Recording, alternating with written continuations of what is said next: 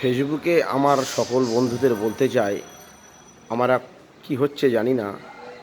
আমি যেন ফেসবুকের কাছ থেকে টাকা ধার নিয়েছি, যার জন্য আমার এত শাস্তি দিচ্ছে।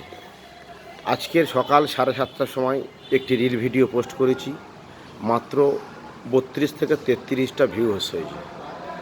এবং শুধু তাই নয়, ঠিক বেলা 1টার সময়ও একটি রিল ভিডিও পোস্ট করেছি, ওই 32 থেকে 33 জন ভিউ হয়েছে। এইভাবে কি হচ্ছে, আমার পেজে সব লাল হয়ে যাচ্ছে, এঙ্গেজ, ইয়ার্নিং, ভিউ সব কমে যাচ্ছে।